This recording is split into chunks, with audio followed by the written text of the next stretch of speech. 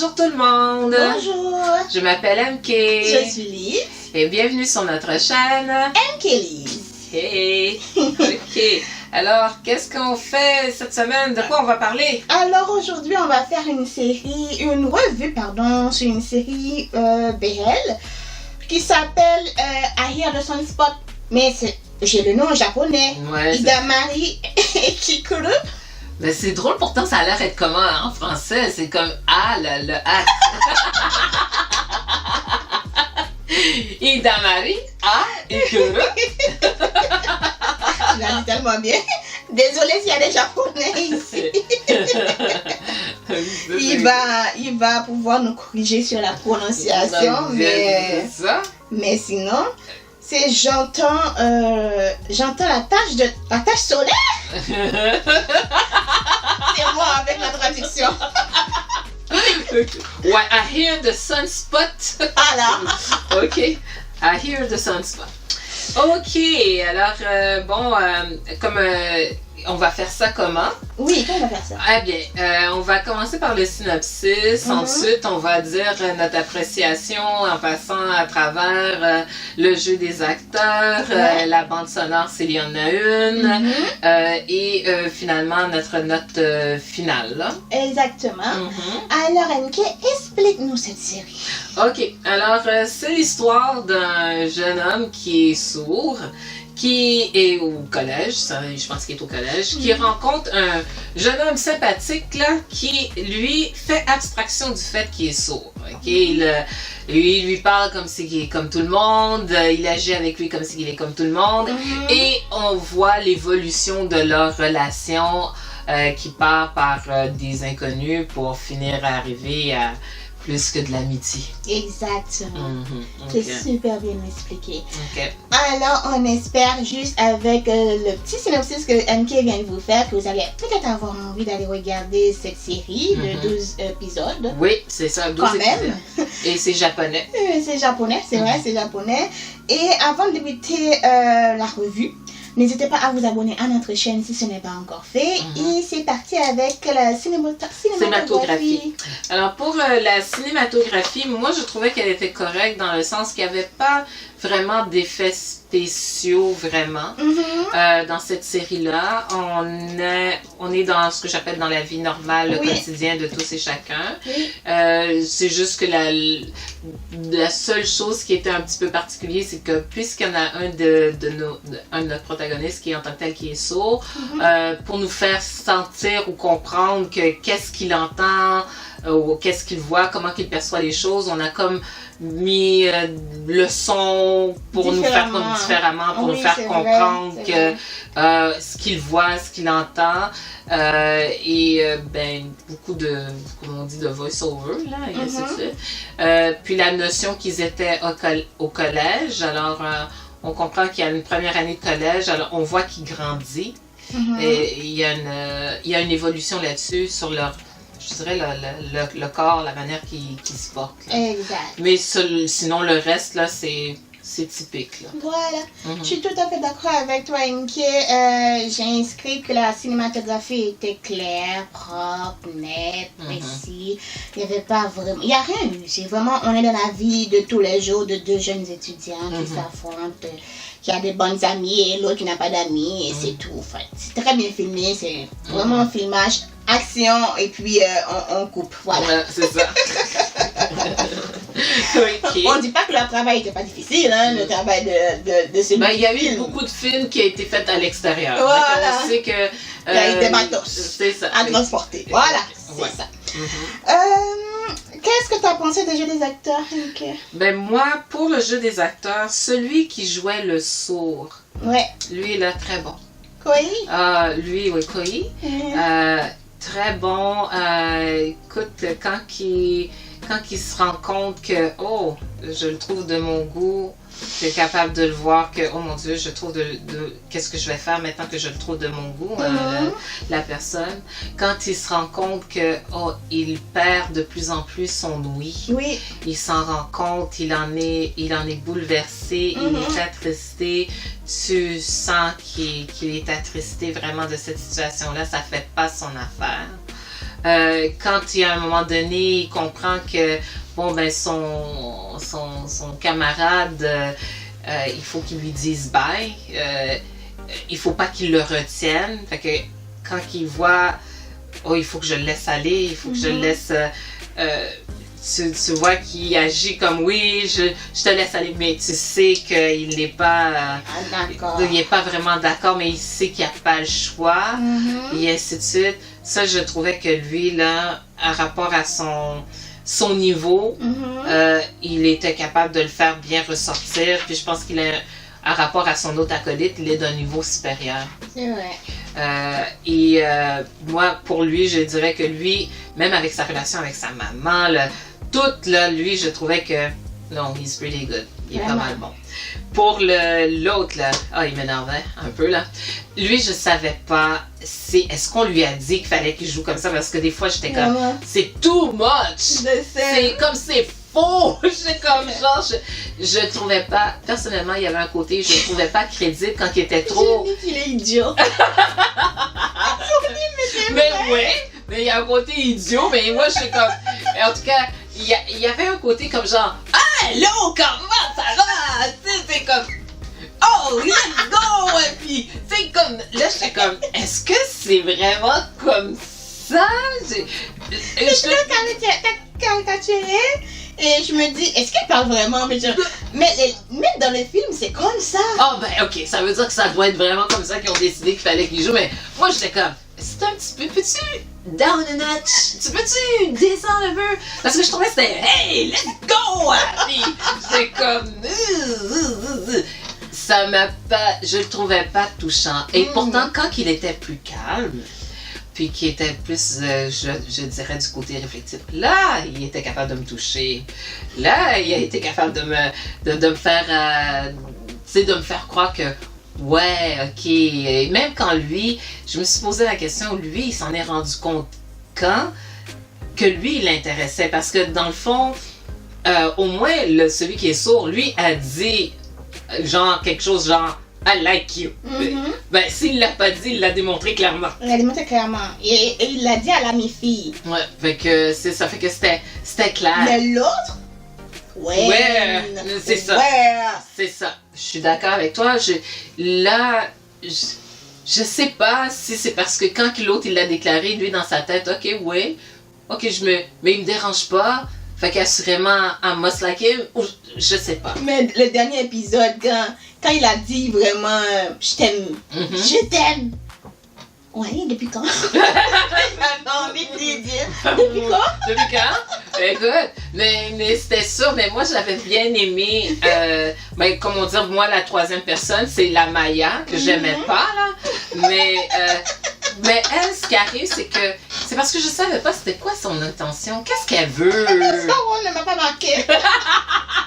Non, mais elle avait une fonction! C'est quoi son but? Non, mais elle avait une fonction! C'était quoi sa fonction même? Sa fonction était de provoquer l'autre pour qu'il se rende compte qu'il est en amour. Écoute, c'était pour provoquer. Pourquoi elle a pleuré? Comment il s'appelle? Kawi? Tai Chi. Bon, c'était pour... Son rôle à elle était de provoquer Tai Chi. OK. De façon que Tai Chi puisse se rendre compte que hey, tu fais pas ça pour un ami. Là. Ça, à un moment donné, elle a dit ça. C'est comme... t'es idiot. Ouais.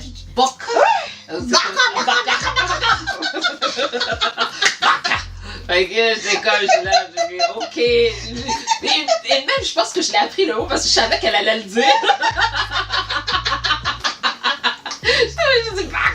Mais en tout cas, tout ça pour dire que la Maya, elle, son rôle était de provoquer. Moi, c'est ça que je comprenais. Provoquer de façon à ce que le Tai Chi se rende compte qu'il y avait de l'intérêt pour notre petit. Oui. Voilà.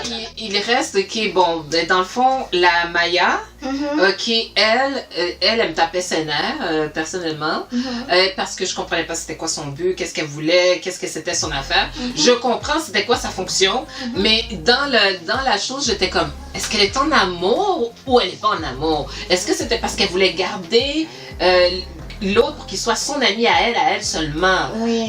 Elle voulait pas de l'autre qui est pas sourd, qui rentre dans leur soi-disant relation. Elle voulait pas ça. Je me suis posé la même question. Fait que, mais je savais pas finalement c'était quoi son son intérêt entre les deux, mais je savais qu'elle était le catalyseur, qu'elle allait provoquer Taichi pour faire comprendre que tu as des sentiments pour Koei. Oui, exactement. C'est ça. Oui, exact. Okay. Alors, pour ma part, Koei, je l'aimais bien et aussi je l'aime beaucoup. Je trouve qu'il est très mignon comme acteur et j'ai été capable de ressentir son mal-être. Dans le sens que j'ai quelque chose qui me fait sentir différent des autres. Ouais. Qui fait en sorte que je ne peux pas m'intégrer comme je devrais l'être. Qui fait en sorte que les autres peuvent se moquer de moi. Du coup, je me mets en retrait parce que je ne veux pas qu'on me fasse du mal. Ouais. Donc, je pouvais très bien ressentir ce genre d'émotion. Et quand que l'autre il est rentré dans sa vie comme vraiment, je me suis dit, waouh, j'ai ressenti le choc. Et il avait un petit sourire narquois. Je me dis, oh, t'es vilain, toi. T'es vilain. Il va se passer quelque chose dans ta tête, c'est sûr. Mais bon, j'ai aimé son amitié avec Taichi. Avant l'amour, j'ai aimé son amitié jusqu'à ce qu'il découvre qu'il est en amour avec les gars.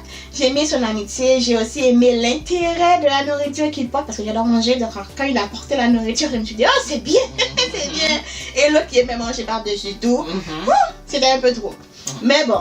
Et ensuite, j'aimais aussi, comme qu'il a dit, la relation que Koei avait avec sa maman. J'aimais bien, il pouvait en parler de tout et de rien avec sa maman, j'aime beaucoup ça. Mais en tout et pour tout, franchement, on l'a très bien casté, il a très bien livré la marchandise. Pas de souci. Taichi, quand même, il m'énervait, il est trop bruyant. Voilà. Même Maya trouvait bruyant. Alors moi, c'est encore pire. Alors, il est trop bruyant. Mais en même temps, je trouvais que c'était quelqu'un de vrai, de franc, qui défend son ami. Là. Et c'est pas parce qu'il a un handicap que vous pouvez rire de lui. J'aimais bien. Il était défenseur, il était courageux. Je trouve que c'était quelqu'un qui est courageux.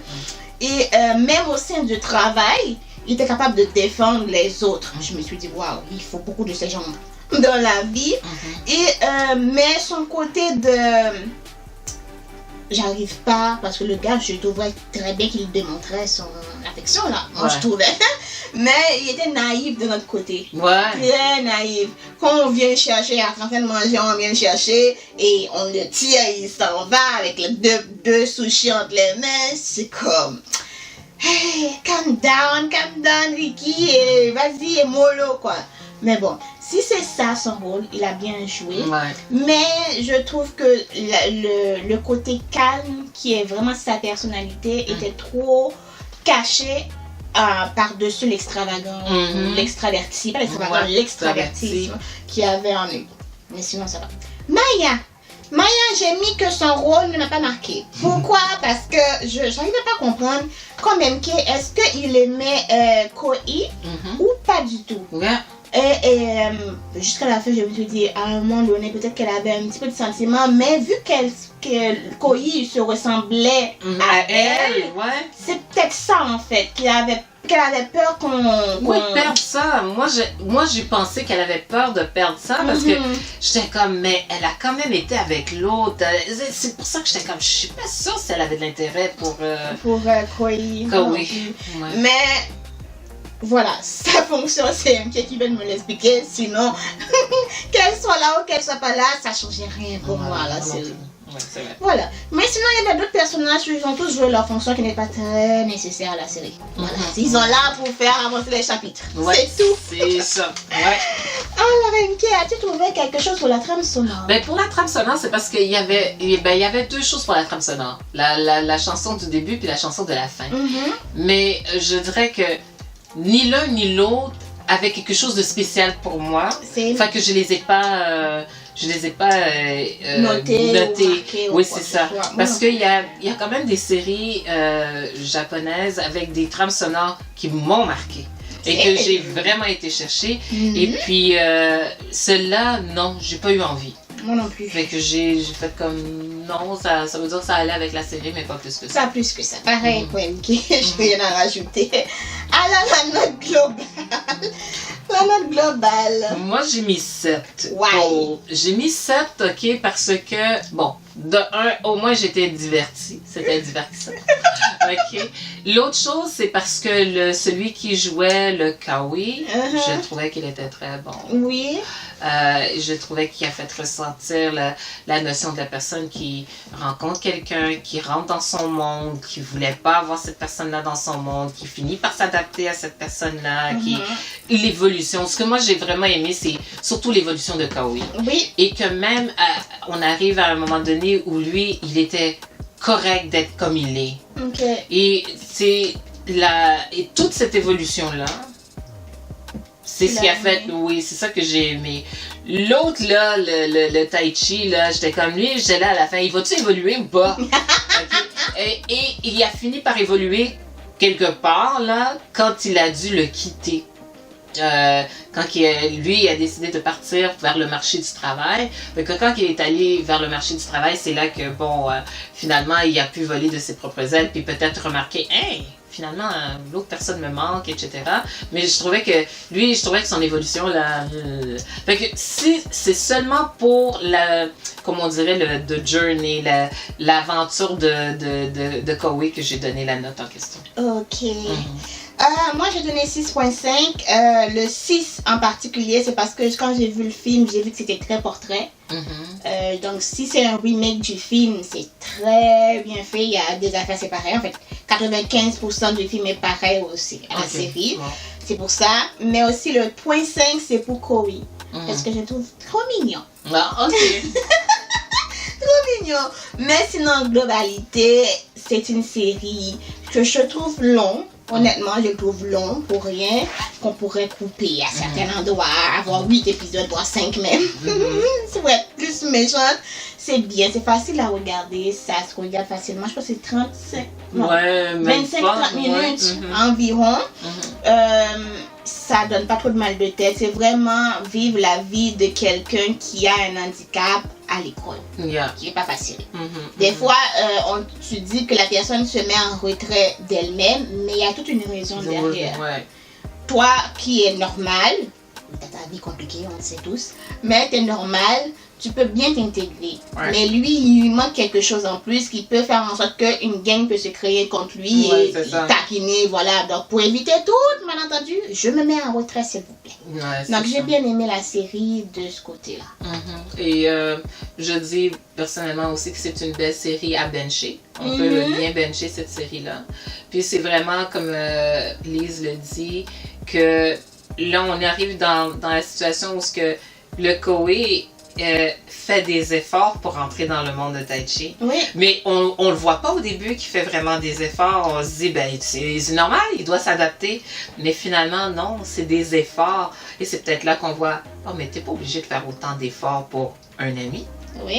T'es-tu obligé de faire autant d'efforts pour quelqu'un qui écrit des notes pour toi? Es-tu obligé? Bon, ben, toute cette partie-là de voir comment que tranquillement, pas vite, il s'est ouvert au monde de Tai Chi, il a participé dans ses affaires, il a commencé à faire du sport, toutes ces choses-là, et tout ça au nom de... L'amour! L'amour créant toujours! C'est ça. Alors, je me dis, juste pour ça, je trouve que ça vaut la peine. Ça vaut le détour, ça vaut le détour. Mais je suis d'accord qu'il y a des longueurs. On aurait pu couper, il y a des choses qu'on aurait pu couper d'après moi. Mais quand même, pour la notion d'évolution de... oui, c'était bien. C'était très bien. Voilà. Alors, ceci complète notre revue sur la série Le Silhouette de ta voix. Non, ça c'est le film, excuse-moi. Ça c'est le film. Je sais plus comment ça s'appelle en français. En tout cas, en anglais, c'est I Hear the Sun Spot. Ah, j'entends la tache du soleil. C'était un soleil, vraiment? Oui. Le gars est vraiment lumineux. Ouais, c'est ça, oui. Il est bruyant, il est flashant, tu t'entends à 50 km, il te fonce dessus. Ouais. Ça lui va bien. Ça va bien, ouais. Alors, on espère que vous avez apprécié la revue de cette semaine. Oui. Si c'est le cas, n'hésitez pas à vous abonner, liker, commenter, partager. Voilà. Et nous, on vous dit à la semaine prochaine pour une autre vidéo. Bye bye.